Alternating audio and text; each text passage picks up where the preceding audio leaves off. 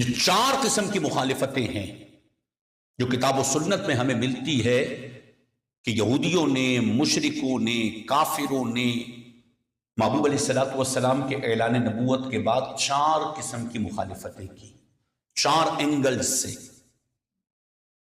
ایک تو محبوب علیہ السلام نے جو کانسیپٹ دیا اس کی مخالفت ہوئی، محبوب کریم صلی اللہ تعالی علیہ وسلم نے جو اعمال ارشاد فرمائے اس کی مخالفت ہوئی، محبوب کریم صلی اللہ تعالی علیہ وسلم کے اوصاف کی مخالفت ہوئی،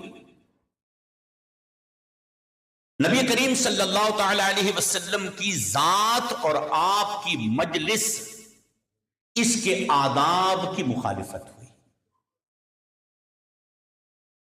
اب قرآن کریم فرقان حمید کو اس پوائنٹ آف ویو سے جب ہم پڑھتے ہیں تو ہمیں یہ 4 چیزیں ملتی ہیں۔ کانسیپٹ کو کلیئر کرنے کی ضرورت ہے۔ کہیں تو سرے سے حضور علیہ الصلوۃ والسلام کی نبوت کے منکر ہیں کہ یہ نبی ہے ہی نہیں۔ یہ جو پہلا سبجیکٹ ہے اس میں وہ آیات طیبات کے جس میں نبی علیہ الصلوۃ والسلام کو معاذ اللہ ثم معاذ اللہ نقل کفر نباشت، ان کو ساحر کہا گیا، جادوگر کہا گیا، مجنوں کہا گیا، یعنی حضور علیہ الصلوۃ والسلام کی نبوت اور رسالت کا ہی انکار۔ یہ ایک سبجیکٹ ہے۔ سیکنڈ سبجیکٹ کہ وجود محبوب کا انکار کر دیا، جو آپ بیسک کانسیپٹس لے کر آئے تھے اس کا انکار کر دیا۔ سیکنڈ سٹیپ ہے نبی کریم صلی اللہ تعالی علیہ وآلہ وصحبہ وبارک وسلم کے اعمال کا انکار، مخالفت۔ نمازوں کی مخالفت کر دی، زکوٰۃ آئی، زکوٰۃ کی مخالفت کر دی۔ قرآن کریم فرقان حمید میں اس سے متعلق جو ان کے کانسیپٹ ہوا کرتے تھے نا، جو بولا کرتے تھے، وہ قرآن پاک میں آیات طیبات ہیں۔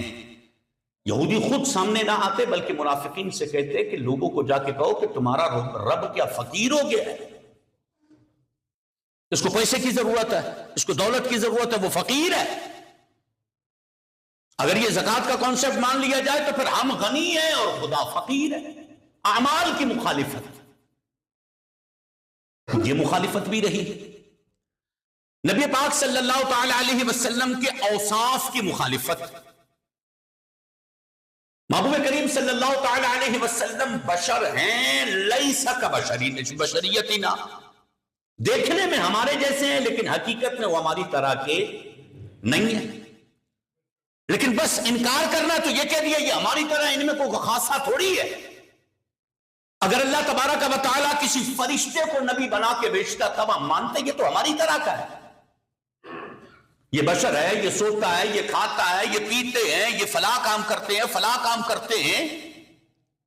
ان کو غیب کا علم کیا، غیب کا انکار کر دینا، یہ ساری چیزیں جو آپ کو ملتی ہیں مختلف غیب کے اعتبار سے مصطفیٰ جان رحمت صلی اللہ علیہ وسلم کے امتحانات لینا۔ چونکہ یہودی، مشرک، کافر، یہ یہود و نصارہ یہ بات اچھے طریقے سے جانتے ہیں کہ جو حق نبی ہوتا ہے، جو واقعی نبی ہوتا ہے، وہ غیب جانتا ہے۔ یہ یہودیوں کو بھی پتا ہے، یہ عیسائیوں کو بھی پتا ہے کہ جو اللہ کا سچا نبی ہوگا، جناب آدم سے لے کر مصطفیٰ جان رحمت صلی اللہ علیہ وسلم تک جو بھی اللہ کا سچا نبی ہے، اسے پروردگار عالم نے غیب کا علم ضرور دیا ہوگا، کیونکہ نبی اس کا مطلب ہی غیب کی خبریں دینے والا ہے۔ اب آپ کو وہ آیات طیبات، وہ احادیث طیبات وہ اپنے ذہن میں لائیے کہ نبی کریم صلی اللہ تعالی علیہ وسلم کے علم غیب کا امتحان کیسے لیا۔ آپ اللہ کے سچے نبی ہیں تو بتائیے میری مٹھی میں کیا ہے۔ ایک غیب ہے، بند چیز ہے نا، اب امتحان لیا جا رہا ہے کیونکہ وہ بھی جانتے ہیں کہ جو اللہ کا سچا نبی ہے اسے غیب کا علم ہے۔ بتائیے، بند مٹھی کے ساتھ بتا دیا آپ نے، ارشاد فرمایا، کافروں نے کہا کہ بتائے اگر آپ اللہ کے سچے نبی ہے تو بتائیے میری مٹھی میں کیا ہے۔ اب پھر محبوب کا جو جواب تھا بڑا فصیح اور بلیغ جواب تھا۔ محبوب کریم صلی اللہ تعالی علیہ وسلم نے ارشاد فرمایا میں بتاؤں کہ مٹھی میں کیا ہے یا مٹھی میں جو ہے وہ بتائے کہ میں کیا ہوں؟ انداز بالکل الگ تھا. یہ کمال علم ہے. ایک ہے کہ مصطفیٰ جان رحمت صلی اللہ علیہ وسلم بتا دیتے تمہاری مٹھی میں کنکریاں ہیں، بتا دیتے. اچھا بڑا پیارا بلیغانہ جواب ہے یہ کہ جب نبی کریم صلی اللہ تعالی علیہ وسلم سے یہ سوال ہوا غیب کے حوالے سے، کیونکہ اوصاف کے منکر تھے نا، تو ان اوصاف میں علم بھی ایک وصف نبی ہوتا ہے. تب اس علم کے بارے میں کہا گیا ہاں میری مٹھی میں جو ہے بتاؤ میری مٹھی میں کیا ہے. یہ مشہور روایت ہے. لیکن محبوب علیہ الصلوۃ والسلام کا یہ ارشاد فرمانا کہ میں بتاؤں یہ جو مٹھی میں ہے وہ بتائے. محدثین کرام نے اس حدیث کو لکھ کے پہلا جو جملہ ارشاد فرمایا کمال کا، پہلا جو جملہ تھا کہ محبوب کا یہ ارشاد فرمانا کہ وہ بتائے جو تمہاری مٹھی میں ہے کہ میں کون ہوں. ٹھیک ہے، اس کا مطلب یہ ہے کہ محبوب فرما رہے تمہاری مٹھی خالی نہیں. ہو سکتا ہے خالی مٹھی سے بھی امتحان ہو سکتا تھا. مٹھی میں کچھ نہ رکھتے، بند کر کے بولتے ہاں بھائی بتاؤ میری مٹھی میں کیا ہے. محبوب علیہ الصلوۃ والسلام کا یہ ارشاد فرمانا کہ میں بتاؤں کہ مٹھی میں کیا ہے یا مٹھی میں جو ہے وہ بتائے کہ میں کیا ہوں. اس کے ساتھ بڑا کمال کا جملہ لکھا. یہ عرب میں فساد کے عروج پر جملہ ہے کہ میں بتاؤں یا وہ بتائے. اس کا مطلب یہ ہے کہ محبوب فرما رہے ہیں تمہاری مٹھی خالی نہیں. اچھا یہ یہاں پر بھی محدثین کرام نے لکھا یہاں پر بھی اگر وہ بس کر دیتا، کیونکہ جب بتا دیا نا کہ مٹھی خالی نہیں، یہ پہلا غیب ہے. یہ پہلا غیب ہے، بات ختم ہو جاتی کہ اس کو پتا ہے نا کہ میری مٹھی میں کنکریاں ہیں. وہ سمجھ جاتا کہ ہاں ٹھیک ہے محبوب نے غیب کی خبر دے دی.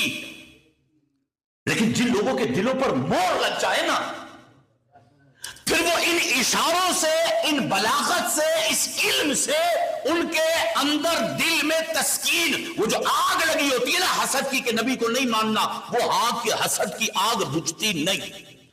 اچھا اس نے جیسے کنکری، اچھا بند کنکری میں کلمہ پڑھا، کھلی کنکری میں بھی نہیں. یہ بڑا کمال ہے، یعنی کھلی مٹھی میں کلمہ نہیں پڑھا.